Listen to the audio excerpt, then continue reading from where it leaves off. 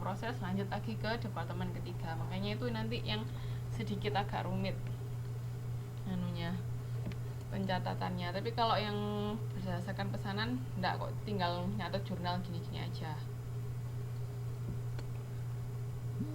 Ada yang mau ditanyakan sampai sini? Saya lanjutkan ya. Sekarang tentang sistem akuntansi biaya proses. Nah, ini digunakan oleh perusahaan yang mengolah bahan bakunya secara kontinu yang diproses mengalir dari departemen satu ke departemen yang lain. Nah, ini yang perlu tolong diperhatikan lebih. Nah, jadi kayak gini. Jadi ini arus biaya. Ini kan kalau biaya pesanan arus jadinya. Tapi kalau ini biaya proses. Jadi kan kalau biaya pesanan tadi langsung kan, kita selama kita tahu ada 3 biaya produksi ini tadi, udah tinggal masuk ke persediaan barang dalam proses. Kalau sudah selesai masuk ke persediaan barang jadi, terus masuk HPP, sudah beres. Kan biaya produksi tadi ini kan masuk barang dalam proses dulu, terus habis itu barang dalam proses sudah jadi masuk ke barang jadi, habis itu dijual. Ini kalau biaya pesanan. Ini masih sederhana, tapi kalau biaya proses itu beda lagi.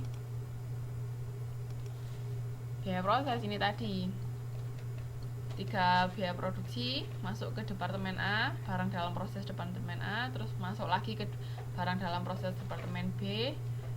Ya enggak apa-apa Mas. Terus baru ke persediaan barang jadi, baru HPP. Ini kalau departemennya cuma ada 2. Nah, kalau misalnya ada 5 ya berarti sampai 5, sampai E kayak gitu. Jadi itu bedanya biaya pesanan sama biaya proses.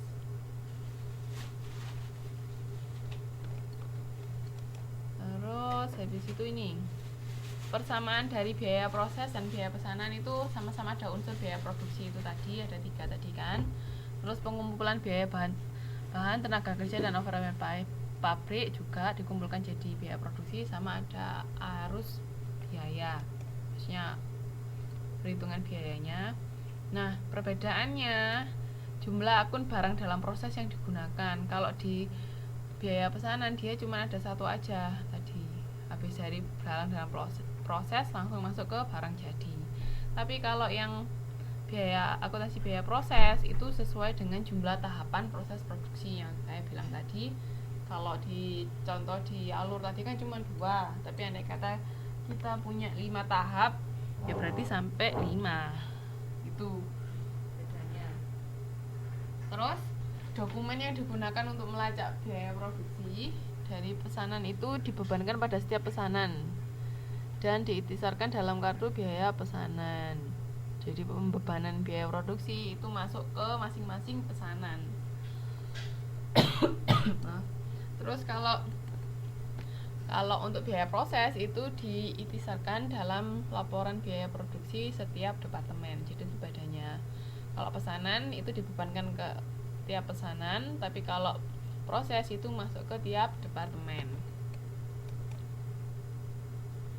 Nah, saat biaya produk dijumlah itu kalau pesanan setelah pesanan selesai, tapi kalau proses itu saat akhir periode akuntansi. Jadi biasanya biaya proses itu dia akan terus memproduksi, nggak peduli misalnya ada pesanan atau enggak, tapi dia terus berproduksi. Makanya biaya produksinya itu dijumlah ketika akhir periode akuntansi. Tapi kalau pesanan ya pada saat pesanannya selesai. Terus perhitungan biaya produksi per unit.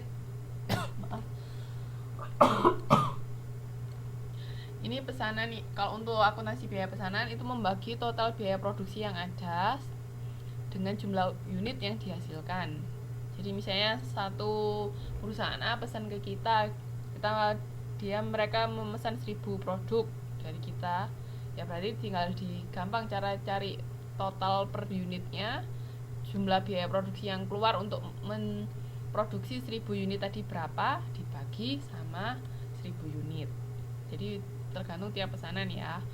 Tapi kalau dalam akuntansi biaya proses itu membagi biaya total produksi per periode dengan jumlah unit yang dihasilkan dalam periode yang sama. Misalnya dalam 1 tahun perusahaan kita menghasilkan 10.000 10.000 produk, 10.000 unit produk.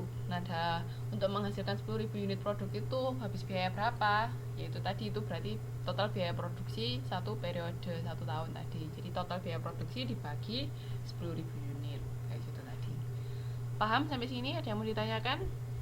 Jadi itu bedanya antara pesanan sama proses. Bisa dipahami sampai sini? Ada yang mau ditanyakan enggak? Jadi kalau proses dia biasanya nggak peduli mau ada pesanan atau enggak, dia akan terus berproduksi.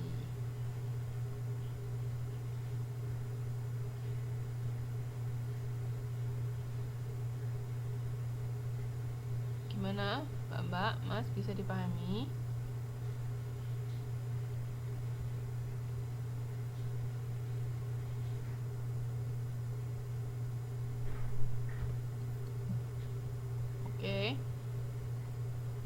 Oke.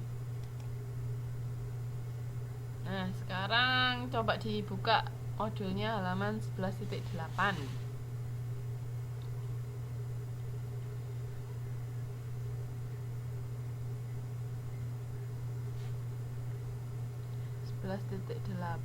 Di situ itu alur untuk biaya proses ya. Jadi kan bahan baku.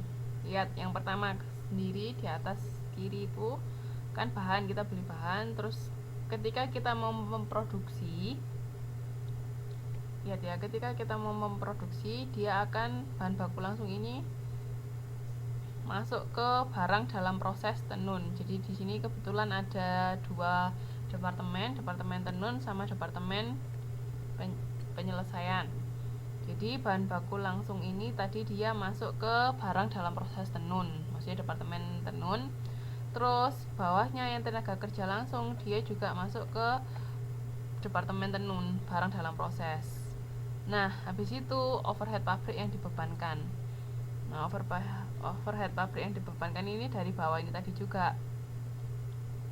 Jadi ada yang bahan tidak langsung sama gaji tidak langsung itu masuk ke overhead.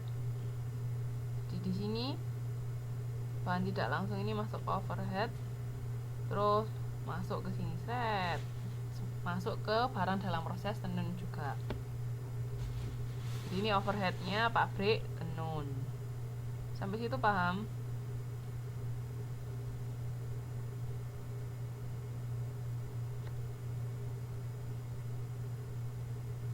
Terus habis itu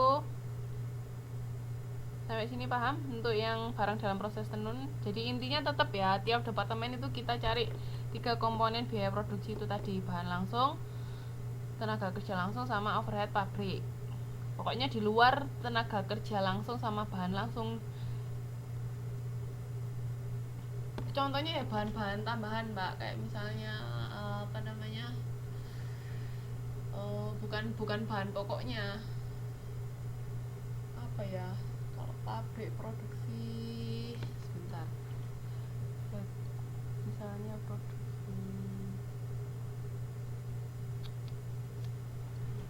apa ya, bahan tak langsung tuh kan bahan tambahan,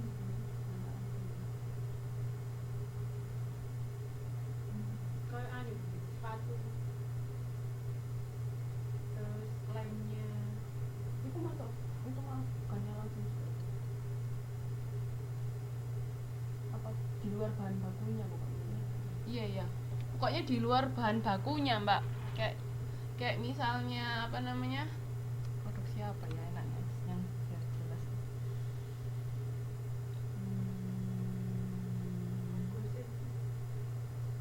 Bungkus makanan itu bungkusnya.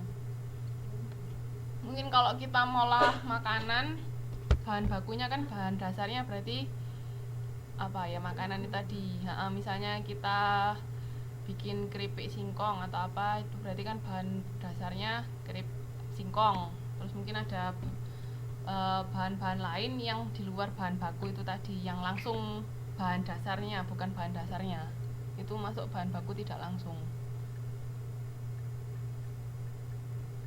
Pokoknya bukan yang dari material awalnya Mbak.